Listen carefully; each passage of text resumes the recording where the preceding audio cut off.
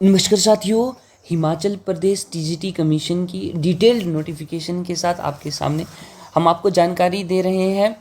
हिमाचल प्रदेश ने कल ही बात करी है, एक नोटिफिकेशन जारी करी थी HPRCA हिमाचल प्रदेश राज्य चयन आयोग ने कि HPTGT non medical medical arts commission के रिगार्डिंग कि ये फॉर्म जो है वो फिलअप होना शुरू हो जाएंगे 30/5/2025 से लेके 3/7/2025 यानी कि 30 मई से लेके 3 जुलाई तक ये फॉर्म फिल होंगे। अब पोस्टों की बात भी हमने कर ली थी कि यहाँ पे हमें आर्ट्स मेडिकल और नॉन मेडिकल 3 स्ट्रीम के लिए टीजीटी की पोस्ट्स दी हुई। ठीक है, अब ये डिटेल में क्या है, डिटेल में यही है कि आपको क्या क्या क्वालिफिकेशन चाहिए, ठीक, किस किस माध्यम से टेस्ट होगा, क्या ऑनलाइन होगा या फिर ऑफलाइन होगा, ये 2 चीज़ें, ठीक है, जो कि बहुत ही इम्पॉर्टेंट है। तो सबसे पहले आपको 1 टाइम रजिस्ट्रेशन करानी पड़ेगी, जो कि कभी भी हो सकती है। फॉर्म फिल होने से पहले ये 1 टाइम रजिस्ट्रेशन, जिसको OTR बोला गया है, वो हो जाएगी। और इन्होंने बोला है कि कंप्यूटर बेस्ड टेस्ट हो सकता है या साथ में रिटन ऑब्जेक्टिव स्क्रीनिंग टेस्ट, जो भी पॉसिबल होगा, जिस भी हिसाब से बात बनेगी। अभी ये कंफर्म नहीं है कि कंप्यूटर बेस्ड होगा या फिर रिटन ऑब्जेक्टिव टेस्ट लेंगे। तो अभी तक कंप्यूटर बेस्ड भी हो सकता है CBT, एक पॉइंट ये हो गया। और दूसरा रिटन बोलेंगे तो रिटन बोले ऑफलाइन भी हो सकता है। CBT होगा ऑनलाइन कंप्यूटर बेस्ड और ऑफलाइन होगा तो रिटन। ठीक है, चलो उसके बाद इम्पॉर्टेंट बात जो हमें जाननी है इस नोटिफिकेशन में, तो देखिएगा। अगर मैं बात करूं TGT आर्ट्स की, तो इनका जो सैलरी रहेगी वो 22,860 पर मंथ रहेगी। ठीक है, और पोस्ट कितनी है, 425 पोस्ट है आर्ट्स की, जिनमें से UR जनरल की कितनी है, 151 है। जनरल EBS EWS की 53 है और WFFF की 5 हैं। Birds of freedom fighter OBC की 67 है, OBC BPL की 16 है, OBS ward of freedom fighter 5 है, SCUR की 81 है, SC BPL की 17 है, SC ward of freedom fighter 8 है, ST की 17 है और ST BPL की 5 है। इस तरह से ये सारी बातें यहाँ पे बोली गई हैं। नॉन मेडिकल की बात करूँ, सेम वही सैलरी है और टोटल पोस्ट्स हैं 343।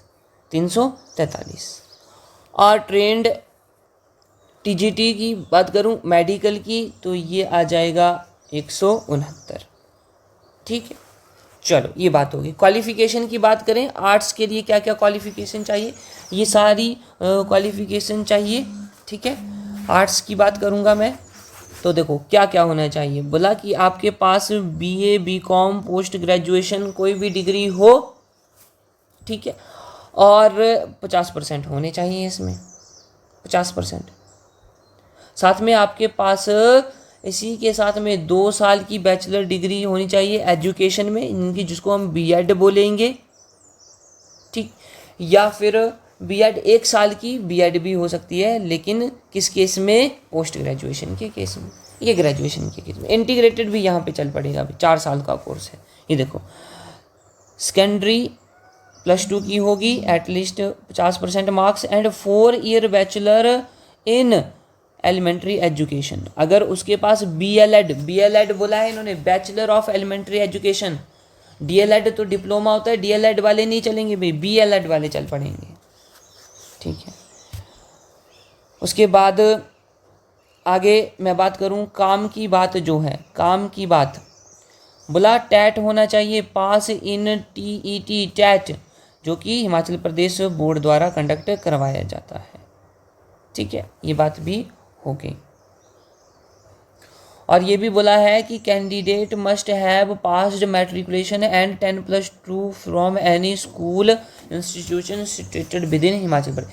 हिमाचल प्रदेश में से ही उसने अपनी 10th और 12th की हुई होनी चाहिए।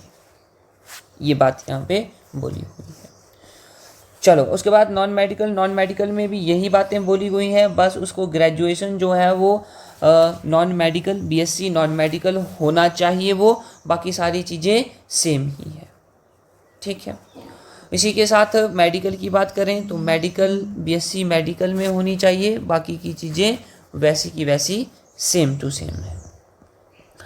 अब आगे जाते हैं मेन इम्पॉर्टेंट पॉइंट जो है, मेन इम्पॉर्टेंट पॉइंट कि टेस्ट का मोड कैसा होगा, क्या ये ऑफलाइन होगा या ऑनलाइन होगा। देखो यहाँ पे लिखा हुआ है कंप्यूटर बेस्ड टेस्ट, भाई कंप्यूटर बेस्ड, साथ में स्लैश भी लगाया है और बोला है screening test, written screening test, written भी हो सकता है, कंप्यूटर बेस्ड भी हो सकता है, मतलब कि ऑनलाइन भी हो सकता है और ऑफलाइन भी हो सकता है। अब ये किसके ऊपर डिपेंड करेगा, ये आयोग के ऊपर डिपेंड करेगा कि हाँ भाई सीबीटी वाली तैयारियां हो गई, तैयारियां नहीं हुई ऑनलाइन वाली तो ऑफलाइन ही करा दो ऐसे। अब दूसरी बात, 100 नंबर का पेपर होगा, 100 नंबर का पेपर, और ड्यूरेशन कितनी बोली है, 2 घंटे, 2 घंटे में 100 नंबर का पेपर होगा, जिसमें कि ध्यान दो, जिसमें कि 20 MCQs आएंगे और हर एक MCQ का आधा आधा नंबर होगा। ध्यान दो बात को, 200 MCQ आएंगे और हर एक MCQ का आधा आधा नंबर होगा। और देखो 200 क्वेश्चन के लिए समय कितना मिलेगा, 2 आवर्स मिलेंगे, 2 घंटे मिलेंगे। क्वेश्चन कितने होंगे, क्वेश्चन होंगे 200 और टाइम कितना बोला, टाइम बोला 2 आवर्स, 2 आवर्स। देखो भाई आगे देखो, बोला कि सब्जेक्ट से रिलेटेड जो भी आप पढ़ रहे हैं, जैसे मेडिकल वाले हैं तो मेडिकल वाले सब्जेक्ट, आर्ट्स वाले हैं आर्ट्स वाले सब्जेक्ट, नॉन मेडिकल वाले सब्जेक्ट, कितने क्वेश्चन, 140 क्वेश्चन आपके सब्जेक्ट्स के आपको दिखेंगे।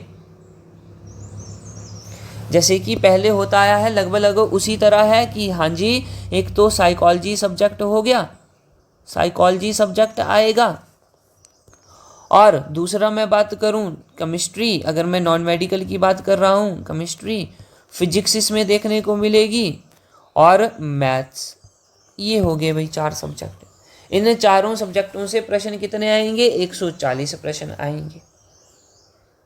ठीक है, और दूसरा जो सेक्शन यहाँ पे बोला हुआ है, दूसरा सेक्शन जनरल नॉलेज वाला, ध्यान दो, जनरल नॉलेज वाला सेक्शन, जिसमें कि हिमाचल प्रदेश जीके होगा, करंट अफेयर होंगे, एवरीडे साइंस होगी, लॉजिक यानी कि रीजनिंग की बात कर रहा है, सोशल साइंस होगी, ये जीके आ जाएगा, general English and Hindi of matric standard. ये 60 नंबर का आएगा भाई, 60 नंबर का। देखो भाई, देखो किस तरह का पेपर सेटअप यहाँ पे देखने को मिल रहा है।